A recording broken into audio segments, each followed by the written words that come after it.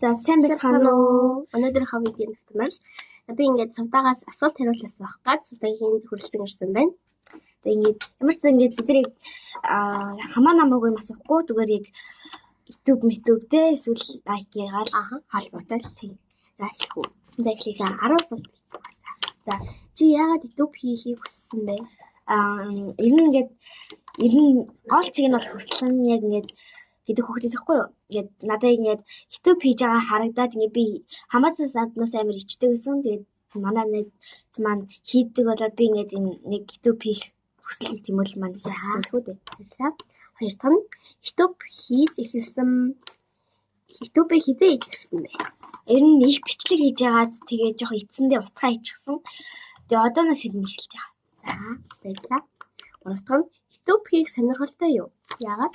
Яг сонирхолтой л доо гэхдээ ингээд юм хэвийн орон зайгаас илүү яг ингээ хүмүүстэй ярилцж байгаа юм шиг юм болов. За YouTube хийгээгүй байхдаа яг юу хийдэг гэсэн бэ? YouTube хийгээгүй байхдаа ер нь лайк хийдэг байсан. Яг одоо лайк дээр чинь хэдэн хүн дагдаг вэ? 236 баха. За лайки дээрээ яаж их дагагчтай болсон бэ? Нууц байгаа юу? Нууц гэдэг юм байхгүй л те. Ингээд хүүхдүүд би дагахаар намайг зөрүүлээд дагчдаг баггүй. За өөрөө лайки дээрээ хэдэн хүн дагдаг вэ?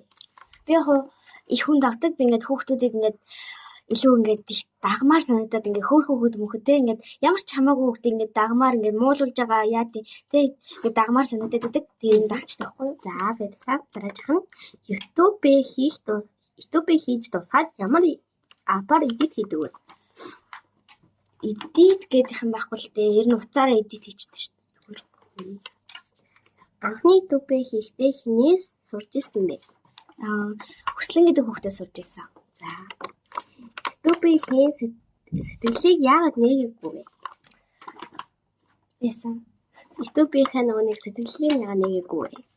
Ингээд хүмүүс ч ямар нэг ингээд комент өгөхдөө ингээд жоохон ингээд сонин тэ сөрөг комент өгдөг болохоор нээгээгүй. За баярлалаа. За баярлалаа. Баярлалаа.